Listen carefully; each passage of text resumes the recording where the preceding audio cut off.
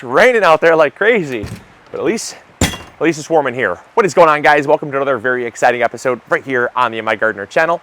In today's episode, I'm really excited to be talking about how to heat a greenhouse without a heater. So let's go.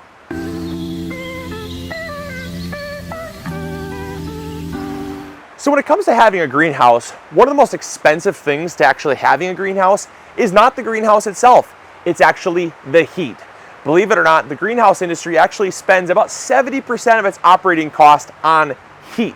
And that is absolutely way too much of a cost for me to incur. So I am someone that does not want to spend all that money. I'd much rather have the greenhouse and try to heat it naturally if possible. And so in this episode, I'm going to give you guys a ton of ways that you can kind of use to your benefit to hopefully warm your greenhouse up. Now, it won't be as warm as, say, heating it with like an actual furnace.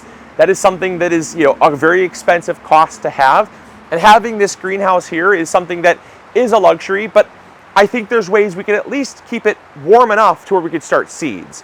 Right now, it's, like I said, it's raining out. It's about 45 degrees, but in the greenhouse, it's about 53 degrees. Now, a week ago, before this warm spell even occurred, the days were in about the mid 40s or so, low 30s or so, but the nighttime temperatures were in 10 to 20 degrees. And so despite the fact that the nighttime temperatures were 10 to 20 degrees, the inside temperature in this greenhouse never even got close to that.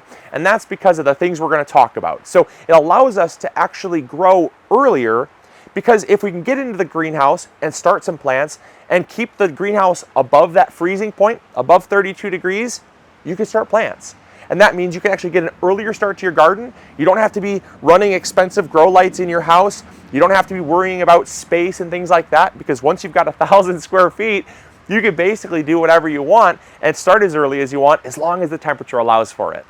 All right, so the first thing you're going to need in order to know if it's safe to plant in your greenhouse and to know if the steps you're taking are even really effective, you're going to need some type of thermometer. Now, I love this because this is known as a temp stick, not a sponsor, just something that we're using because it allows us to check the temperature of the greenhouse anywhere in the world. It syncs up to an app, and then it actually syncs the app up to Wi-Fi. So this is transmitting the temperature 24 hours a day. It gives us basically minute by minute updates if we want, right on our cell phone or a tablet, wherever we're at in the world.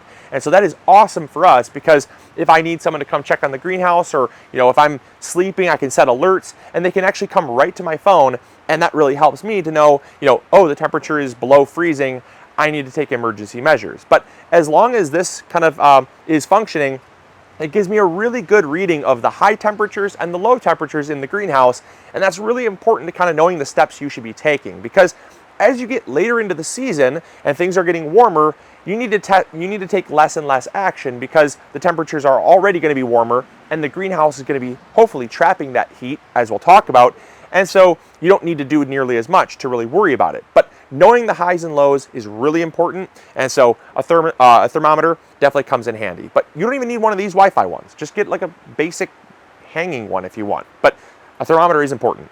All right, now the next thing you can do is you can actually use what's called a solar heat sink. Now, you can be using what's called thermal mass to heat your greenhouse. That's what most of this episode is going to be all about, is generating thermal mass for your greenhouse. Now, what is thermal mass? Well, thermal mass is essentially any type of object that can absorb heat from the sun, and that radiation from the sun will warm up that object, it'll hold the heat, and then it will release the heat throughout the night. And so it creates what's called equilibrium. If the greenhouse normally would have been 40 degrees, but you have an object that's 50 degrees, it will release that heat out until it hits about, that equilibrium point, right? Whatever that equilibrium is. Imagine you having your house being 70 degrees, you take a small cup of 120 degree water to make coffee or tea with. Well, that cup of water won't do diddly squat to heat your house, because your house is so large. What it will do is the coffee will cool down, it'll release that heat, it will release the heat somewhere, but it creates equilibrium. And what is that equilibrium? Well, it's about room temperature. So your coffee or tea is going to get only so cold, but it's not going to heat the room up that much, right? That's the thermal mass. That's the amount of heat that can be released. And so in a greenhouse like this, we're in 1,000 square feet. It doesn't matter if you're in a greenhouse of 10 square feet or even 10,000 square feet, you can still be using some of these things we're talking about to not only warm your greenhouse up, but hopefully get it to the point where it's warm enough that you have enough heat that you don't have to heat your greenhouse with, say, like something like propane or gas. All right, so the first form of a kind of a solar heat sink that we're going to talk about that generates thermal mass for your greenhouse are water tanks. Now, water tanks can be very reliable at holding heat because water is actually an incredible conductor of heat. And so what we're going to be doing is, because we don't actually have these in the greenhouse, I'm going to have Taylor, our videographer and video editor, kind of just throw these in for me. So it's going to kind of challenge Taylor. So I'm not going to move, but we're going to basically stage this greenhouse as if it had it in, basically had these things in there. So we're going to add some water tanks. Now, the general rule of thumb is you want about 5 gallons of water to heat about 1 square foot of greenhouse. And so because this is a 1,000 square foot greenhouse, we're going to need roughly about 200 gallons of water. Now, will that heat it up exponentially? No, it won't. It'll only heat the greenhouse as much as the water is warmed. Now, what we can do is we can actually paint the barrels black. That's another thing we can do to kind of increase the amount of radiation, because black absorbs heat more than white, which reflects heat, right? So the water is going to hold on to the heat from the black painted outside, and that way you can increase the temperature that much more to give you that much more kind of thermal mass to be released throughout the night. And so we're going to put some kind of 50-gallon drums over here, and that's going to be great. So we need about 200 gallons of water, and that will raise the temperature in the greenhouse about 3 degrees. So if the temperature was about 30 degrees normally, it's going to hopefully be right around 33 degrees with those barrels. Now, the next thing we can do is we can fill this up with a bunch of plants. Now, plants are a great thermal mass source. These big pots of soil that we're going to be planting lettuce in, these smart pots are black, which helps absorb heat, but they're also filled with soil. There's a lot of moisture that absorbs into the soil. And so you have to remember, like when your garden gets warm, your garden actually will release that heat throughout the night. So tomatoes love those nice warm nights because the sun beats down on the soil, warms that soil up. And then even when it's like April, May, June time, when the nighttime temperatures are kind of like in the 50s and 60s, the soil might be like 65 or 70 degrees, and it kind of radiates that warmth up and keeps the tomato plants warm in the early season. And so plants in the greenhouse are going to do the exact same thing. So the more plants you have, the better. Now, it is kind of a catch-22 because what came first, the chicken or the egg, right? What came first, the plants or the ability to plant plants, right? So you want to start with things that are cold hardy.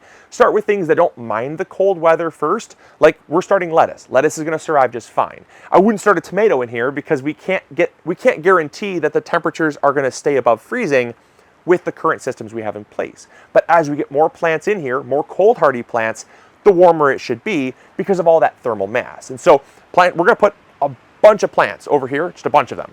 And I don't know how many Taylor's going to throw in, but we'll see. A bunch of plants.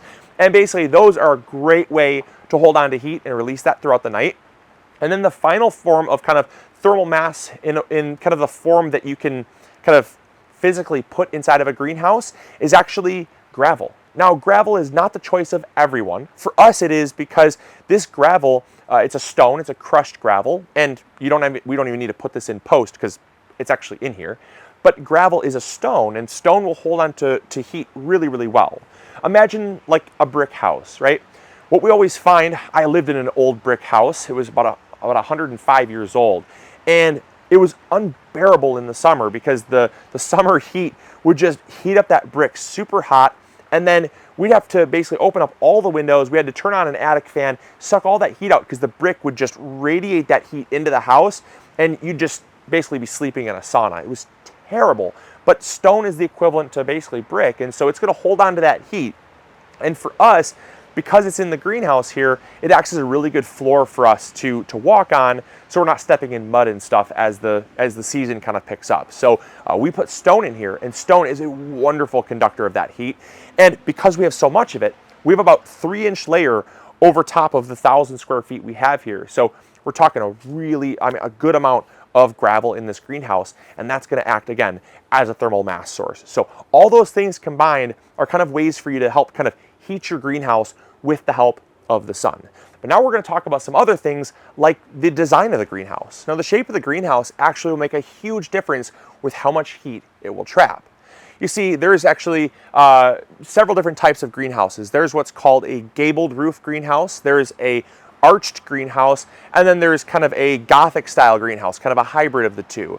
And what you want to go with, especially if you're in Michigan, if you live in a place that gets really cold and you want to trap a lot of heat, you want to go with something with a peak.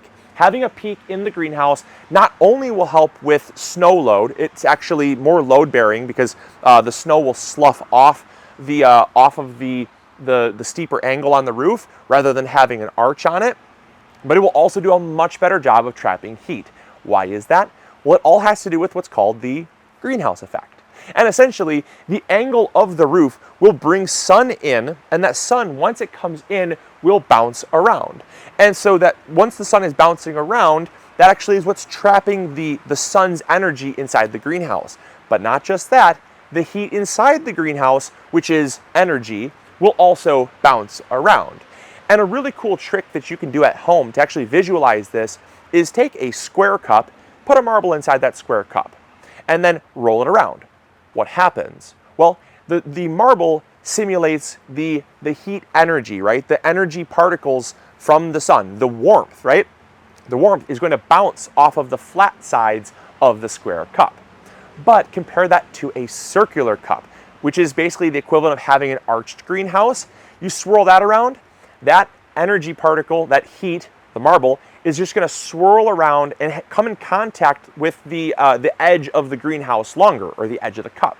And that is what happens in a greenhouse, is when that sunlight comes in, it's going to warm it up, but it's going to release it very quickly because there's more surface area coming in contact with that heat. There's less room for it to kind of bounce around. And so that angle is really, really important to trapping the heat.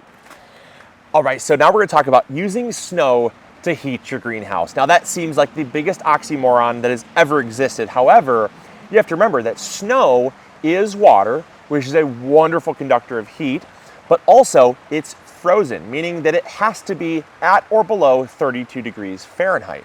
And so if you've got snow on the outside of your greenhouse, what I like to do is I like to pile snow up on the walls as much as you can. Be careful not to pile too much, obviously. Snow can be really heavy, but the fact that I can pile it up onto my greenhouse, say 3 to 4 feet high, allows there to actually be kind of a protective wall, almost like an igloo.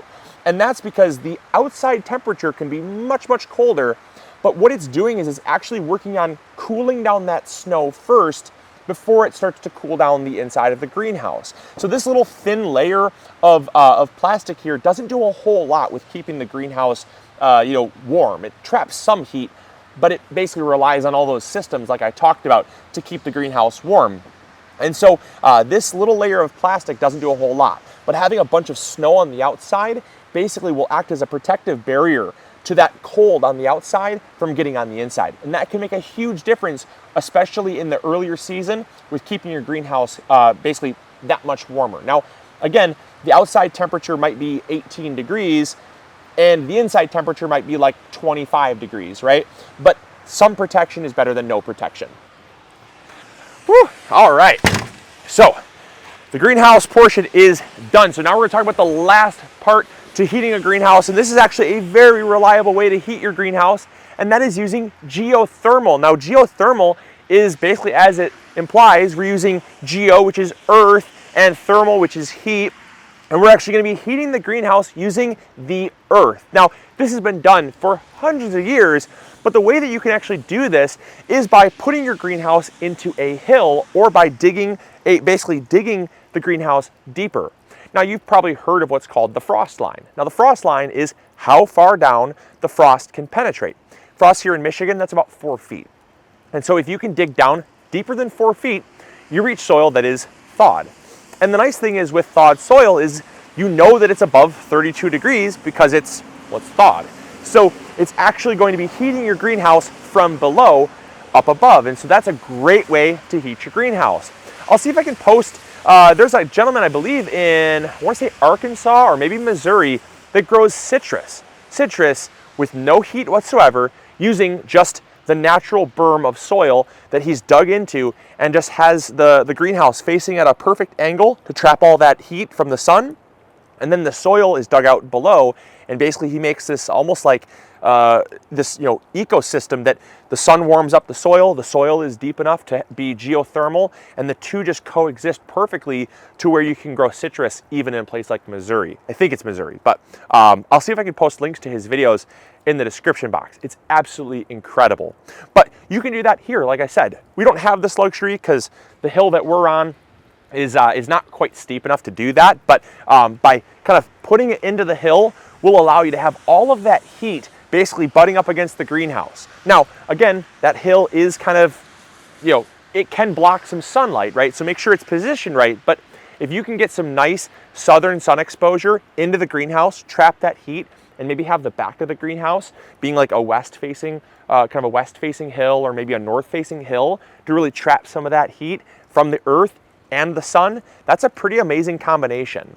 And then the final form of kind of using kind of geothermal in a way is kind of just attaching it to your house. Now, your house is not really geothermal necessarily, but a lot of people have what's called an all-seasons room. And that all-seasons room is basically just a sunroom that's attached to their home. And so any heat that their home loses will just kind of seep into the sunroom. And so that's another great way that you can heat your greenhouse. Now, the only other thing I would say is that it's not very efficient. Obviously, if you got a window open or a French door open, and you're basically just heating your greenhouse with your home, you're going to be losing a ton of money in heat. So not really the best method to be using. But if you can just attach it to the side of your house, that can be absolutely amazing, because the sun, again, is going to warm up the side of your house, and your house is also warm, and those two heat sources leaching into your greenhouse can be an amazing combination to keeping your greenhouse warm throughout the winter. So there you go. There's all the methods to warming your greenhouse naturally. I hope you guys enjoyed. I hope you learned something new. As always, this is Luke from the MIgardener channel, reminding you to grow bigger. Take care, guys. Bye.